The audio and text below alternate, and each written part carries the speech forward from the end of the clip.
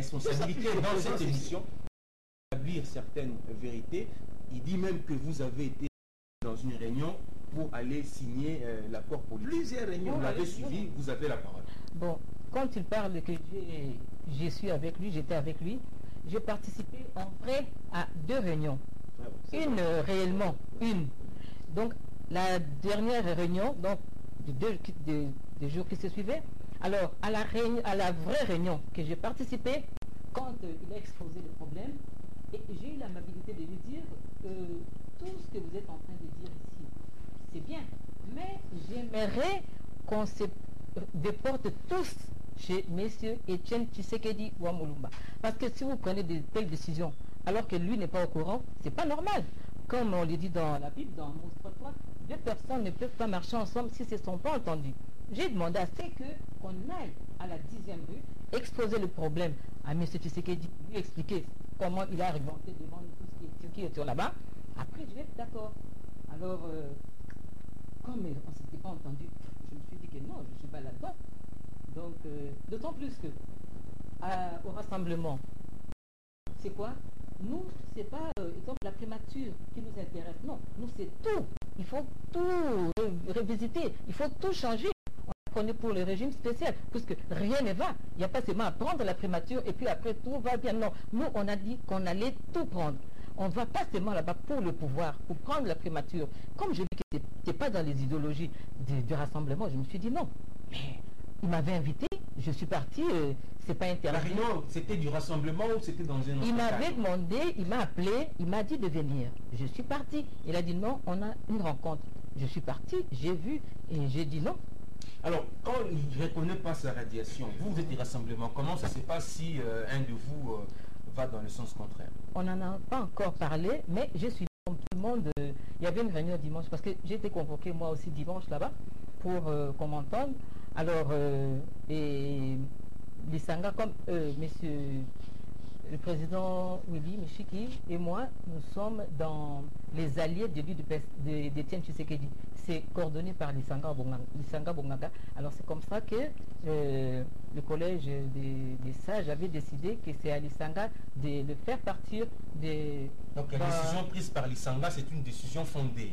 Parce que pour commencer, nous sommes dans la coordination des alliés de l'UDPS qui coordonne Lisanga. Donc c'est ainsi que c'est lui qui avait pris... Donc vous pensez qu'il revenait à Lisanga de décider sur sa radiation? Déjà pour faire partir des alliés de l'UDPS, oui. Et puis, comme ils ont dit, qu'il s'est auto-exclu lui-même.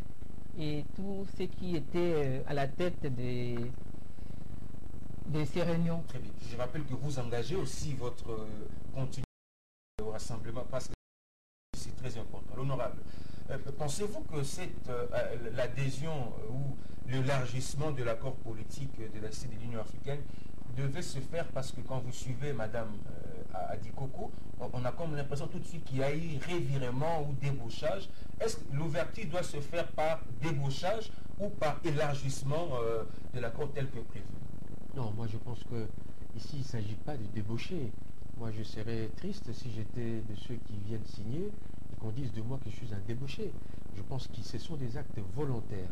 Ce sont des initiatives que les gens prennent en toute responsabilité.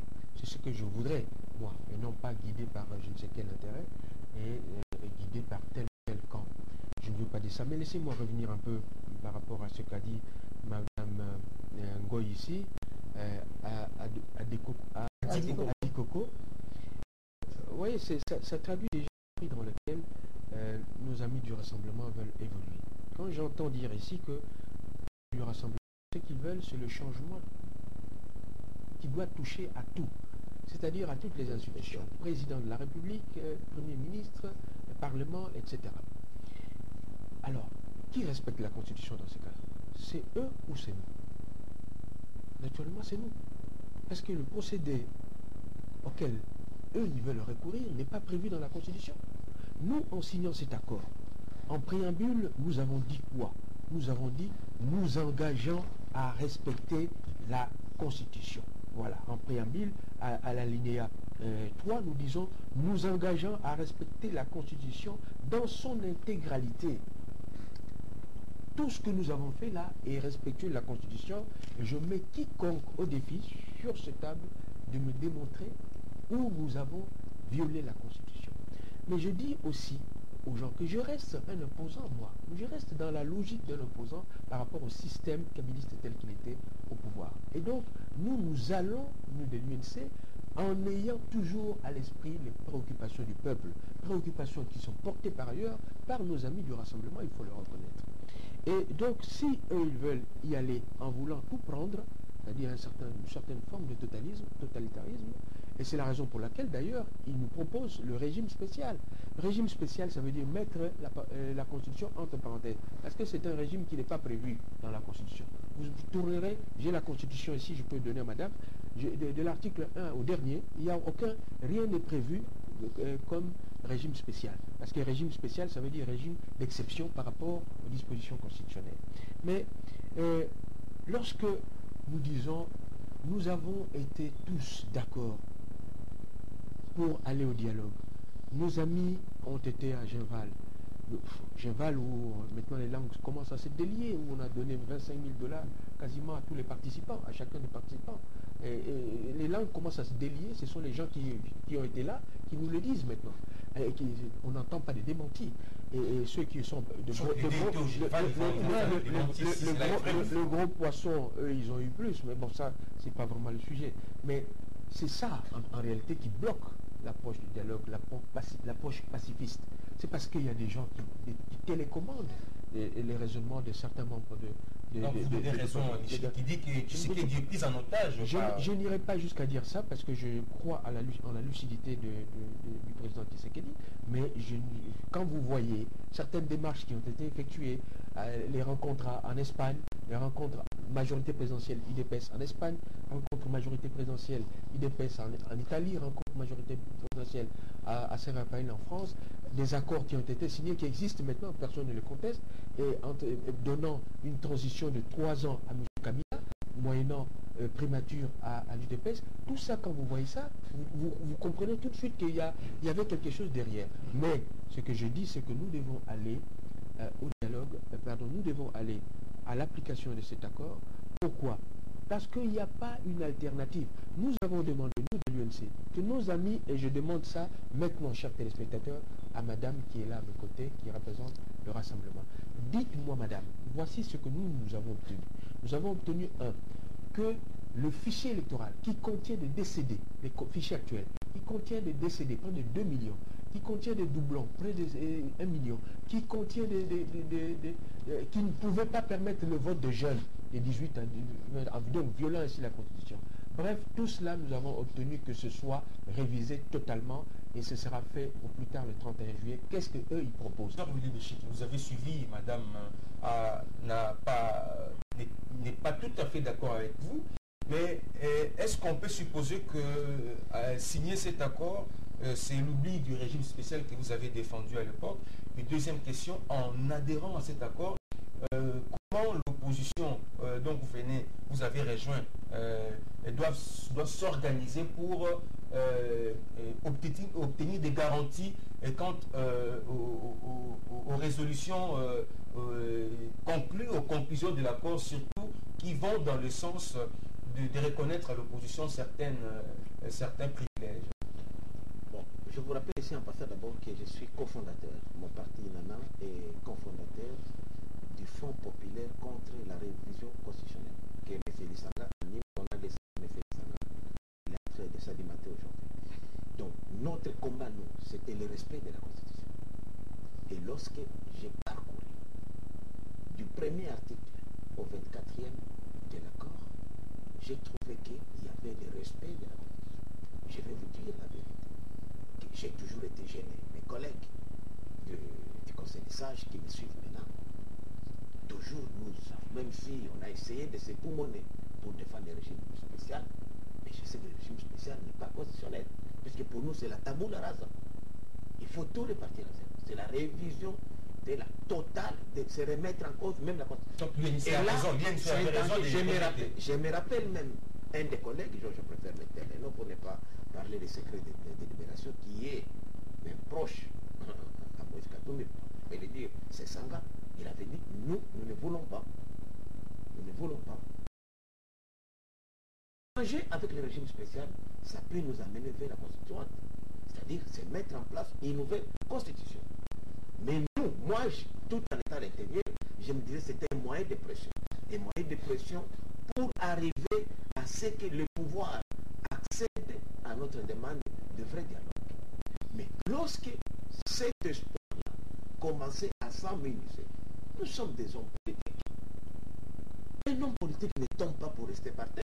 Vous tombez, vous devez vous réveiller. Avez-vous été débauché, comme disent certains? Avez-vous été débauché? C'est évidemment ça.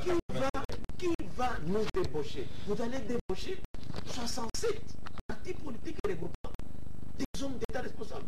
D'abord, entre nous. Vous avez su, madame, à rejeter votre demande, vous avez tendu la main, peut-être que d'autres ont cédé, mais ça, non. il y en a ceux qui n'ont pas voulu. Combien qu'elles vous disent la vérité? Entre nous, combien? Elle ne représente même pas les 1%. Déjà qui se sont retirés, même pas 1%. Je suis sûr qu'elle est en train de les regretter. C'est par pression. Moi, j'ai eu pitié d'elle parce qu'elle a eu pression. Non, c'est pas par pression. Mais non, je dois dire ceci. À des plus, c'est question de responsabilité. Nous sommes des hommes politiques. L'acte que moi, Willy Michel, j'ai posé, c'était un acte politiquement motivé, un acte de patriotisme. L'histoire retiendra. Puisque l'histoire du régime spécial, c'est une histoire d'argent. Et le président Tshisekedi en est conscient. En est conscient que c'est dangereux pour le peuple. Regardez le 19 et le 20 décembre. Moi, personnellement, j'ai été interpellé par ces morts-là. Puisque j'ai les miens qui sont morts là-bas. Et cet acte-là, combien de politiciens sont morts? Ce sont les enfants d'autrui qui sont morts. Regardez aujourd'hui, chez nous à Limité, depuis 2006, on n'accède pas au pouvoir. Les gens comme le François Mwamba, les Pierre Numbi qui étaient avec nous, tous ces gens-là, ils nous quittent, ils vont là-bas au pouvoir, ils s'alimentent chez Kabila, ils reviennent chez nous comme opposants. Mais c'est quoi ça? Aujourd'hui c'est Tumbalaba, hier c'était tel. Mais alors, c'est ce qui nous intéresse. Est-ce que vous n'êtes pas la même logique aussi? Vous allez pour revenir aussi. Moi, je n'entre pas à la majorité. Moi, j'adhère à un accord international. Je vous dis, M. John, si cet accord ici n'était pas entériné par l'Union européenne, par les Nations Unies, moi, Willy Michiki, je ne serais pas. Non, permettons à Mme Dorcas de répondre. Vous avez suivi, M. Willy Michiki. Je rappelle que vous êtes en train de jouer votre présence au rassemblement. Il faut le faire parce que mon cher Willy, il est direct, il dit des choses sur vous. C'est à vous de vous défendre. Vous avez la parole. Je suis étonné quand j'entends le président Willy Michiki parler, parce que je ne le reconnais plus. Hein. Le langage qu'il a maintenant m'étonne.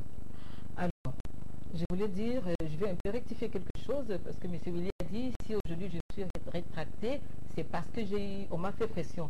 Et je ne veux même pas dire que je suis rétracté. Non, je suis parti à la réunion, j'ai entendu, je n'étais pas convaincu, et j'ai demandé à ce qu'on aille à la 10e rue. Parce que c'est comme ça, là où moi je suis, c'est que j'ai compris, c'est pas ça, c'était pas la primature, c'était pas le poste ministériel que je voulais, non. Alors, dans le rassemblement, je voulais dire, je vais corriger quelque chose. Tout à l'heure, M. Willy, quand même, il était avec nous, quand il dit que le rassemblement, c'est une blanchisserie. Je vais un peu rectifier quelque chose. Je vais donner l'exemple du G7. Les G7 qui sont au rassemblement avec nous, c'est un blanchissement. Vous vous rappelez que je ne suis pas là pour eux, je ne suis pas leur avocate, mais vous savez, en 2013, au mois d'août, je pense, ils avaient écrit une lettre à Kabila. Une première lettre, ils ont écrit une deuxième. C'était quoi dans la lettre? Ils voulaient expliquer à M. Kabila que ce n'était pas comme ça qu'on gérait le pays, que si on continuait à marcher comme ils sont en train de faire, il n'y aura pas élection. Alors, vous allez appeler le G7 blanchisserie. Ça m'étonne. Donc, ce n'est pas une blanchisserie. Ils avaient écrit à Kabila pour lui dire, Monsieur le Président, attention. Monsieur le Président, attention. Je vais en arriver. Le régime spécial ne va pas commencer maintenant. Pourquoi nous parlons de la date du 19 décembre à 23h59? Puisque le 19 décembre à 23h59, tout va être par terre. Rien ne sera plus correct dans notre pays. Et la présidence, et les députés, même nationaux, tout, vraiment, il n'y aura plus rien de constitutionnel dans notre pays. Et comme dans notre constitution, rien n'est prévu, c'est comme ça qu'on parle de ces régimes spéciaux. Mais je vais un peu finir tout ce que j'ai entendu. Pour nous, le rassemblement, il n'y a pas encore eu de dialogue. Raison pour laquelle je n'ai pas marché avec M. Willy Michiki. Là où nous sommes, on s'est dit, Au camp Tchatchi, ce n'était pas un dialogue, c'était un monologue. Pourquoi on dit monologue? C'est les gens d'une même obédience, les gens d'un même clan, je voulais dire, comme dans nos coutumes africaines, ici chez nous, chez les Bakongo, c'était une réunion des familles Kinzozi, oncle Kodjo et Sebanan Kati. Ils se sont réunis là-bas pour voir à qui on allait remettre le Kodia. Ils ont dit, bon, le Kodia, c'est Kabila qui va continuer avec le Kodia. Mais comment on va faire pour que le Kodia reste aux mains des Kabila? Alors, on va chercher par tous les moyens. Venez, les neveux, les cousins, les cousines, ils se sont réunis au camp Tchatchi avec l'oncle Kodjo pour faire que le président Kabila reste au pouvoir. Alors, quand ils nous disent ici, oui, on est resté constant, on n'a pas violé la Constitution, et donner 2 ans à Kabila alors que son pouvoir finit le 19 décembre à minuit. Donner 2 ans, comment on appelle ça? Seulement dire que les accords, non, il faut appeler le chien par son nom. 2 ans, ils ont violé la Constitution parce qu'il n'y a pas eu élection. Le président ne va pas être changé. Pourquoi il n'y a pas eu élection? Bonne question. Pourquoi il n'y a pas eu élection? Les actualités actuelles nous montrent. Signer cet accord, c'était un acte de trahison pour vous? Vous pensez que Willy Nchiki a trahi le rassemblement? Je peux le dire. Pourquoi? Parce que quelque chose que nous n'avons pas fait, nous allons signer sur base de quoi? En accord de quoi? Je ne suis pas là-dedans. Pourquoi je vais signer quelque chose que je n'ai pas fait? Ça, c'était une réunion des familles. On reconnaît maintenant les gens de cette famille-là. Ils ont signé leur affaire. Toi, tu es d'une autre famille. Tu es Mouniba là-bas, tu vas rentrer dans les troupes de Bakongo. Non, pas le droit d'aller signer. Obtenir le deuxième dialogue, le vrai dialogue. Ça s'annonce là. Comment l'obtenir? Il y aura le deuxième dialogue parce qu'on n'a pas encore. Il y aura le premier dialogue. Là, c'était les ententes, c'était une réunion des familles, je veux dire, dans ce monologue là-bas. Et j'aimerais encore éclaircir quelque chose. M. Jolino vient de nous dire ici que maintenant, ça se dit, ceux qui étaient à Genval, ils ont reçu 25 000 $ par personne. J'aimerais bien les avoir, hein, s'ils m'ont oublié. J'étais à Genval, M. Willy Nchiki était là-bas, peut-être que lui là, il sent que je le sache. Mais je vous dis, on n'a pas vu cet argent. Il faut arrêter de spéculer. Mais qui sont ceux-là qui ont pris un otage? Moi, je confirme, mais j'avais refusé ça. Non. Bah, je pense pas. Monsieur Willy, il faut être correct. J'avais refusé. Non. Refusé 25 000 $. 25 000 €. Non, j'ai payé mon billet. Il a payé son billet. Je suis parti à mon hôtel. J'ai payé mon hôtel. Même lui, on était là-bas. Non. Il confirme ça. Non, je pense pas. Non. S'il avait vu, il allait me le dire, il allait partir prendre. Non, il n'y a pas eu 25 000. Vous vous rendez compte? Avec 25 000, qu'est-ce qu'on peut faire? Mais qui sont ceux-là qui prennent un otage? Vous avez suivi, il est déclaré ici. Qui le disent et qui prend... donc, les accords n'ont pas respecté la Constitution. Heureusement, c'est un cahier de charges qu'ils ont sorti qu'on va maintenant, avec le cahier que nous, on a sorti à notre conclave délimité, et c'est là maintenant qu'il y aura un vrai dialogue. Ça s'annonce déjà dans l'air, parce que tout le monde est d'accord.